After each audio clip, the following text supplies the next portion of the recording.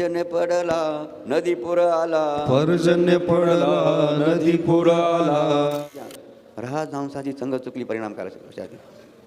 लोखंडाचं सोनं जसं होत नाही गंजलेल्या, तसं व्यसनी लोक किती बाबाजवळ राहिले काय होणार नाही. म्हणून कोणाच्या संगतीला राहायचं आणि कोणत्या पंक्तीला बसायचं मार्ग. पहिलं ज्ञान भक्ताला कोणतं झालं पाहिजे, संगती संगत हो चहा. कारण संगती मनुष्य बिघडतो आणि संगती मनुष्य सुधारला. यामध्ये बघा बाबाजीने बघा सुंदर बघा छोटंसं बघा अत्यंत महत्त्वाचं उदाहरण दिलं बरं का. पर्जन्य पडला नदी पूर आला, पर्जन्य पडला नदी पूर आला. भुजंग वाहिला लाटांसंगे, भुजंग वाहिला लाटांसंगे. म्हणजे काय झालं, अतिवृष्टी झाली, नदी नाले महापुराने बघा वाहू लागले आणि त्या पुरामध्ये एकूण वाहत चालला भुजंगराज, सर्पराज, विषधर. त्याचा प्राण जाऊ पाहता अशी अवस्था त्या भुजंगाची झाली ती बरं का. हे कोणी बघितलं, राजहंसाने. एका राजहंसाने बघितलं. काय बघितलं, महापुरामध्ये कोण वाहत चाललेला आहे, भुजंग. बोला ना. दया आली बघा. कोण दया आली, कोणाला दया आली.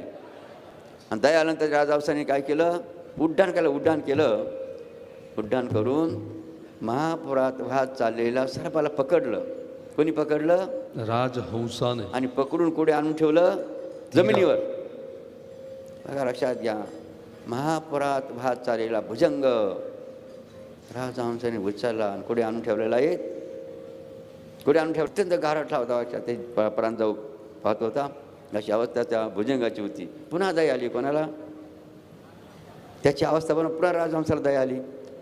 आणि मग त्या राजहंसाने काय केलं, आपल्या पंखाखाली गेलं. कुठं घेतलं, पंखांखाली. लक्षात घ्या, जो भुजंग मरणार होता, व्याकुळ का झाला, अशा व्याकुळ झाला अवस्था शेवटची होती.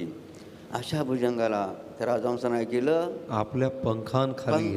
तर पंखाखाली. जसं नाही का ती आई आपल्या लेकराला कशी घेते, हे की नाही, पदराखाली घेते. तसं त्याप्रमाणे बघा त्या राजहंसाने पंखाखाली घेतलं. कोणाला घेतलं, भुजंगराज. आणि पंखाखाली घेतल्यामुळे ऊब आली, त्याला ऊब आली. त्याला कशी ऊब आली, ऊब आली. आणि ऊब आल्यामुळे तो सावध झाला. काय झाला, बेशुद्ध होता ना.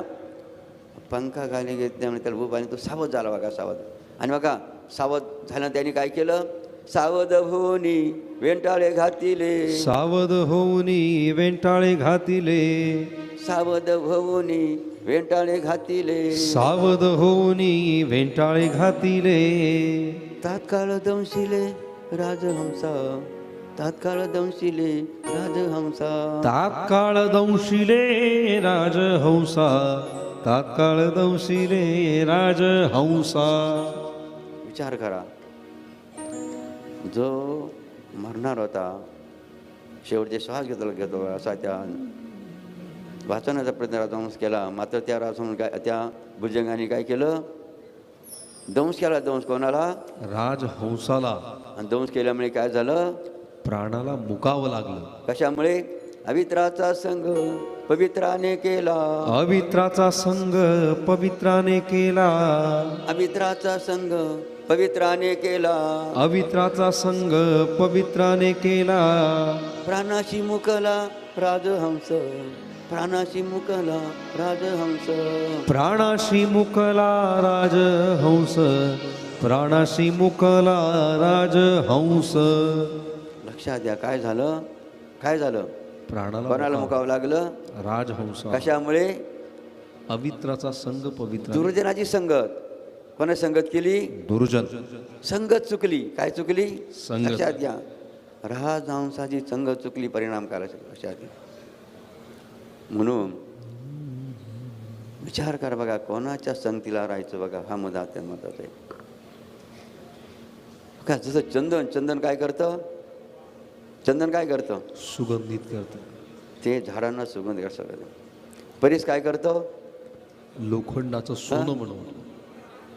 परीस काय करतो, मात्र कोणत्या लोखंडाचं, शुद्ध लोखंडाचं. लक्षात बरं का, गंजलेलं नाही. लक्षात बरं का, गंजेल कोण आहे बरं का, जे गंजेल कोण आहे, ते व्यसनी. येस. मग व्यसनमुक्त काय व्हायचं, व्यसन मग काय व्हायचं? परिसराला जर खेटायचं असेल, स्पर्श करायचा असेल तर तुम्हाला काय करावं लागेल?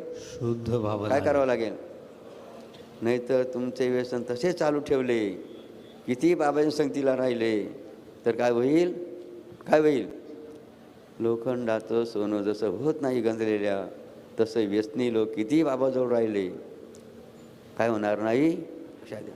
सांगा चुकलं, लक्षात द्या. म्हणून बरं का, संगतीचा किती परिणाम बघा आपल्या जीवनावर होतो, लक्षात